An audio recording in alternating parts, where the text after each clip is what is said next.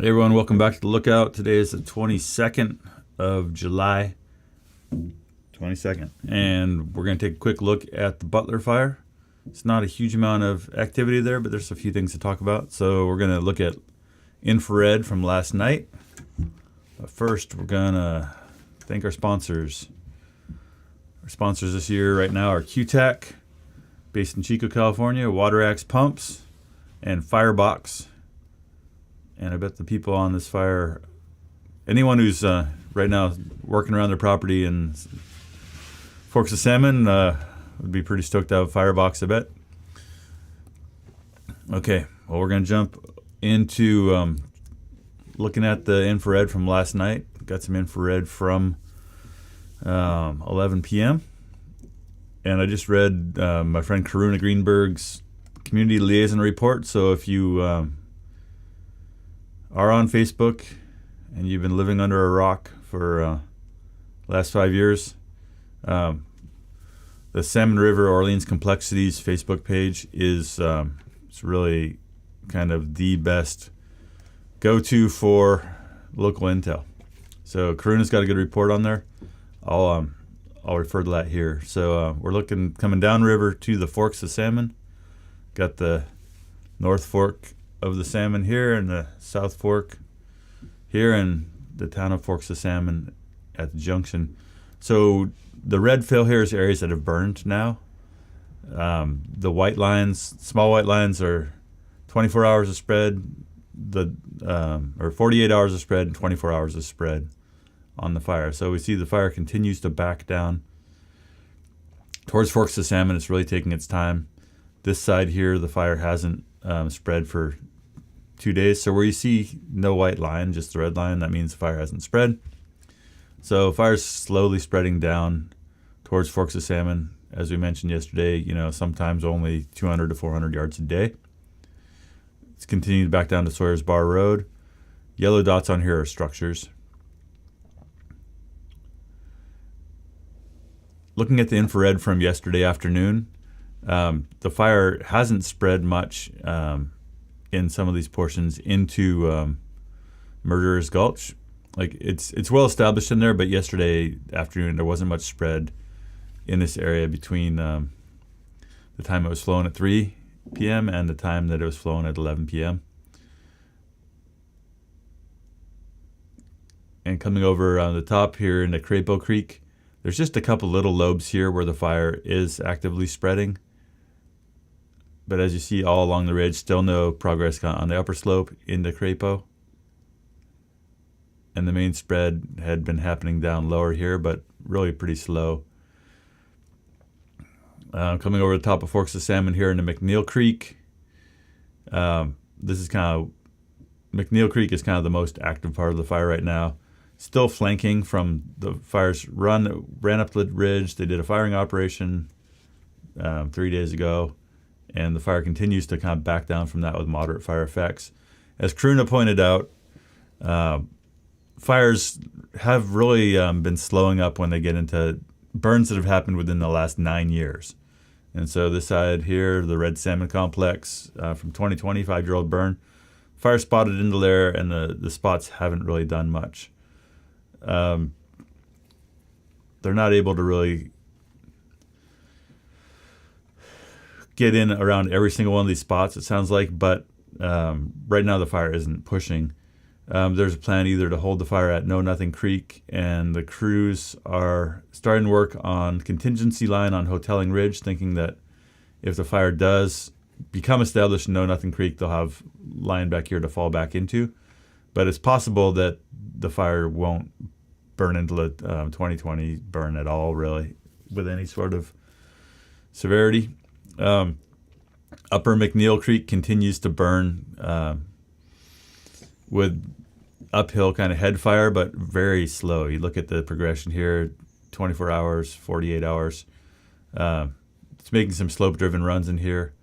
It's interesting to look in here in McNeil at the where it burned in Butler. So this area here burned in 2013 in the Butler Fire. And so this fire now is kind of held up at the edge of that burn and on the slope.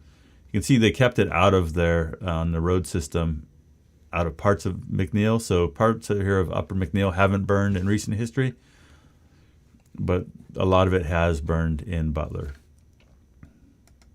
The rest of the side of fire is burning in the Butler Fire.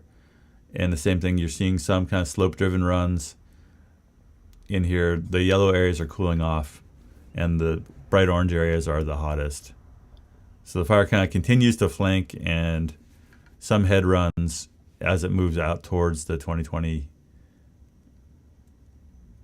red salmon. And over here, it's going to hit the 2024 Boise Fire. It really has nothing to burn into there.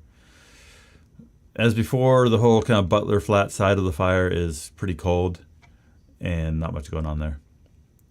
Karuna, in her update, mentioned some issues happening here out on up in the kind of Godfrey country. She calls this bear country. And I'll just bring up her post directly and I'll read it.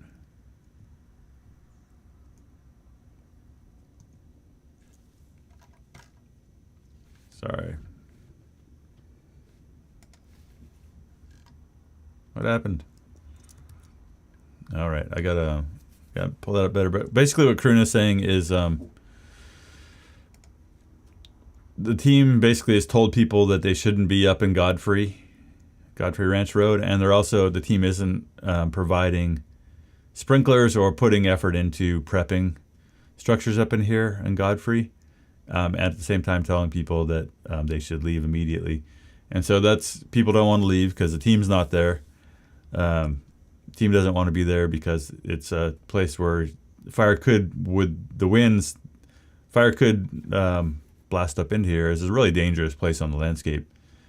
It's got the potential, it's got the topography and the fuels and the south facing. It's a dangerous spot to put firefighters, but the locals don't want to leave because there's no firefighters. They think their places are going to burn. So that's tension.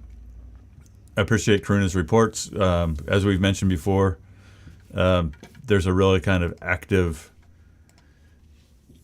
community liaison program of really fire-savvy locals that are trusted by the locals who are trying to interface with the teams here and to kind of ease the politics, because you got some really kind of strained politics of between the teams and a real history of kind of mistrust between the teams and the locals. But no fire history up here in Godfrey since 1987. So critical fire hazards and just in general, really sketchy place to live. And so it's not surprising that firefighting teams who are maybe not from the area aren't excited about putting people on a mid-slope road up canyon from a fire in the middle of an area that hasn't burned for 40 years. So there's kind of limits, I think, to what we need to expect from firefighters as far as where they're willing to engage, how much risk they're willing to take to protect places that are really, really dangerous. Just because the fire hasn't run up into there yet doesn't mean that it still doesn't have all the elements of being a place that kills firefighters. Anyway, let me pull up and show you guys the Salmon River complexities page.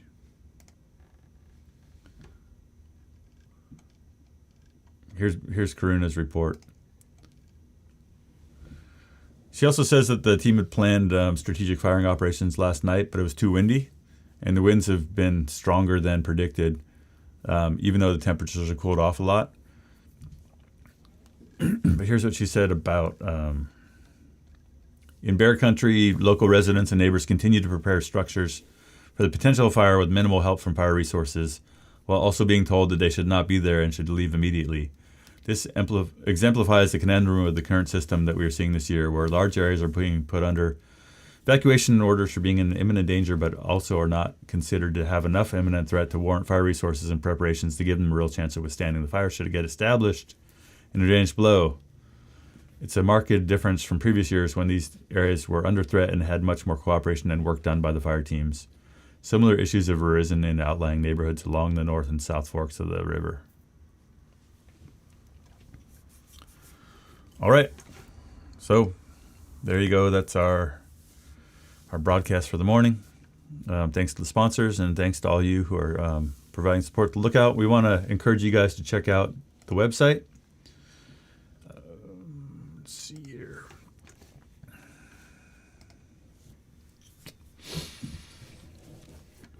All of our updates, all of our archive is on here, so we've got a couple hundred articles. But yeah, it's where you should go for more in-depth work beyond our YouTube channel. And we're out. Thanks, everyone.